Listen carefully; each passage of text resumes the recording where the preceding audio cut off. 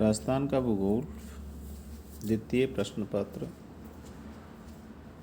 में मैं आज doctor BL Jat associate professor geography government girls college Behror से BA पार्ट फर्स्ट की छात्राओं के लिए आज का टॉपिक मैंने सेलेक्ट किया है। भारत के संदर्भ में राजस्थान की स्थिति पार्ट सेकंड के रूप में किस प्रकार से है, उसके खनिजों के बाद में उसका आता है आधार संरचना राजस्थान की क्या है। आधार संरचना के निर्धारक घटक जैसे ऊर्जा, सिंचाई, सड़कें, रेल मार्ग, शिक्षा, संचार व्यवस्था, बैंकिंग और स्वास्थ्य आदि हैं, जिन्हें निर्धारित भार देकर सूचकांक का निर्धारण होता है। ऊर्जा को 20%, सिंचाई को 20%, सड़कों को 15%, रेल मार्ग को 20%, शिक्षा को 10%, संचार व्यवस्था को 5%, बैंकिंग को 6% तथा स्वास्थ्य को 4% भार दिया जाता है। राजस्थान देश के 14 गैर विशिष्ट श्रेणी के राज्यों में 13वां स्थान रखते हुए आवश्यक आधारभूत संरचना की कमी को दर्शाता है। ऊर्जा पावर क्या है?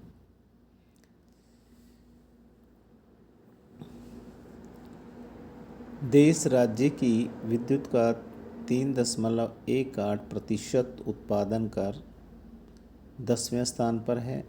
आर्थिक विकास का एक सूचक विद्युत का उपयोग है, जिसकी दृष्टि से राज्य 16.17% के साथ 12वें स्थान पर है।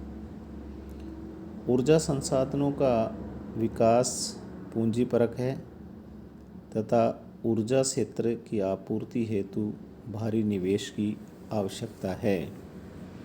वर्ष 2014-15 में राज्य की विद्युत अधिस्थापित स्वयं साझेदारी एवं केंद्रीय आवंटित क्षमता 15,907.81 मेगावाट थी, जो वर्ष 2018-19 में मार्च 19 तक अधिस्थापित क्षमता बढ़कर 21,077 मेगावाट हो गई। वर्ष 2011-12 से 2018-19 तक कुल विद्युत उपलब्धता में 65.24% की वृद्धि हुई, जो वर्ष 18-19 में बढ़कर 8271 करोड़ यूनिट हो गई। इस प्रकार वर्ष 2011-12 से वर्ष 2018-19 तक शुद्ध विद्युत के उपभोग में 59.38% की वृद्धि हुई। मार्च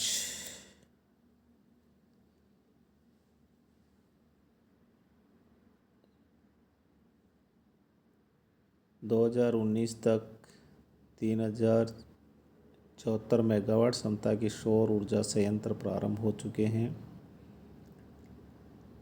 राज्य में पवन ऊर्जा की कुल संभावित क्षमता 18,770 मेगावाट के विरुद्ध मार्च 2019 तक कुल इतने मेगावाट क्षमता के संयंत्र अधिस्थापित किए जा चुके हैं। मार्च 2019 तक 120 मेगावाट क्षमता के कुल 13 बायोमास ऊर्जा संयंत्र स्थापित हो चुके हैं। राजस्थान में बायोमास ऊर्जा के मुख्य स्रोत सरसों की तोड़ी एवं जूली फ्लोरा है।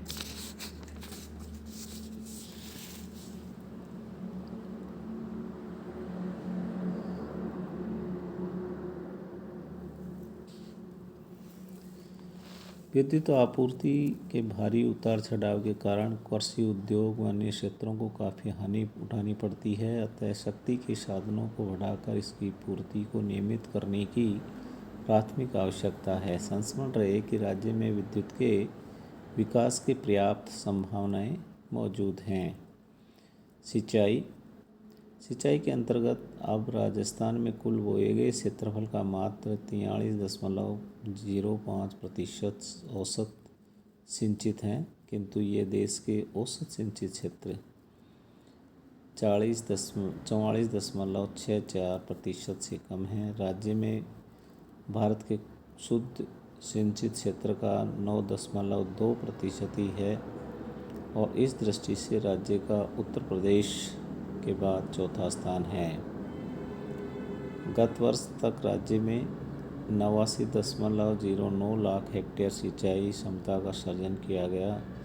वर्ष 2018-19 के दिसंबर तक 11,576 हेक्टेयर क्षेत्र की अतिरिक्त सिंचाई क्षमता नहर परियोजना सहित सिंचित क्षेत्र विकास के अतिरिक्त सृजित की गई। प्राकृतिक संसाधनों की प्रचुरता के बावजूद राजस्थान को अभी औद्योगिक रूप से विकसित राज्य के रूप में स्थापित होना है। इसी उद्देश्य को दृष्टिगत रखते हुए राज्य सरकार ने औद्योगिक नीति 1998 को लागू किया।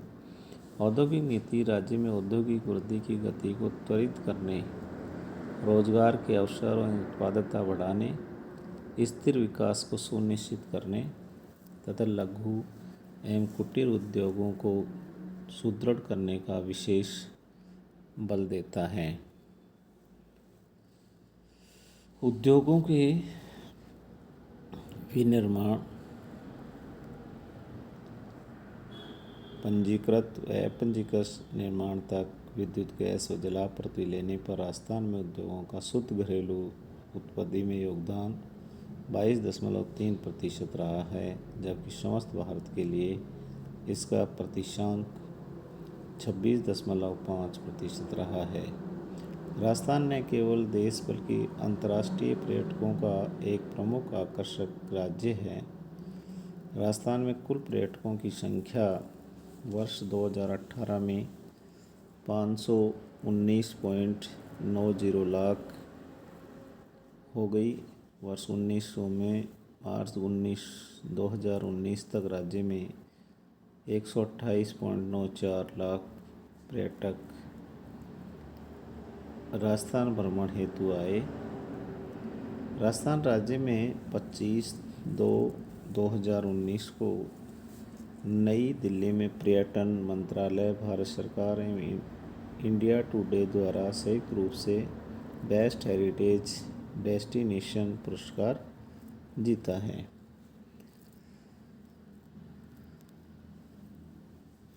रेल मार्गों की लंबाई की दृष्टि से राजस्थान का स्थान 14वां है। राज्य में रेल मार्गों की कुल लंबाई 5,893.93 किलोमीटर है। राज्य में भारतीय रेल मार्गों की कुल लंबाई मात्र 8.93% है। राज्य में प्रति 1000 वर्ग किलोमीटर में रेल मार्गों की औसत लंबाई 16.90 किलोमीटर थी, जबकि ये राष्ट्रीय स्तर पर 19.23 किलोमीटर है। सड़कों की दृष्टि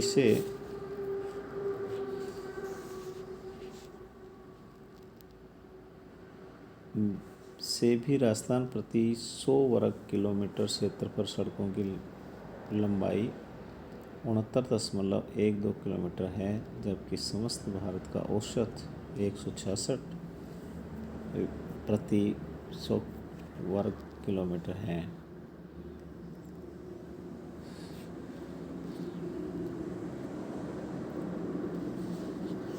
सुव्यवस्थित सड़क संचार को महत्ता को स्वीकारते हुए राज्य में सड़क विकास की नीति अपनाई गई है। यह नीति नई सड़कों के निर्माण अथवा उन्नयन तथा पुल निर्माण एवं सीडी कार्यों हेतु सतत प्रयासों की निर्देशित करती है। राजस्थान राज्य काफ़ी पिछड़ा रहा है। इसके दो प्रमुख कारण रहे हैं, वे इस प्रकार से हैं। राज्य की विषम भौगोलिक एवं प्राकृतिक परिस्थितियाँ। नियोजन के प्रारंभ में विभिन्न क्षेत्रों में राजस्थान की स्थिति अत्यंत दयनीय पिछड़ी हुई थी। राजस्थान की ऊंची वृद्धि दर के फलस्वरूप प्रति व्यक्ति उपलब्धता व विद्युत प्रभाव का पड़ना, भूजल का लवणीय होना तथा जल स्तर का निरंतर नीचे गिरते जाना, विकास अनुरूप वित्तीय साधनों की कमी। निष्कर्ष के रूप में कह सकते हैं कि राजस्थान के क्षेत्रफल, जनसंख्या, कृषि, उद्योग, आधारभूत ढांचे को संरचना, खनिज संपदा, प्रति व्यक्ति आय आदि की स्थिति भारतीय परिप्रेक्ष्य अन्य राज्यों की तुलना करने पर ज्ञात होता है कि राजस्थान काफ़ी पिछड़ा रहा है, लेकिन इसे अधिक दिनों तक पिछड़ा नहीं रहने दिया जा सकता। अतः राज्य सरकार को अपने आर्थिक नीतियों एवं नियोजन को अधिक बेहतर बना कर क्रियान्वित करना होगा। मैं बीए पार्ट फर्स्ट की सभी छात्राओं को इस राजस्थान का एक सामान्य परिचय को पूर्ण रूप से प्रस्तुत करने के लिए और इसको सही ढंग से तैयार करने के लिए मैं सभी छात्राओं को धन्यवाद देता हूँ।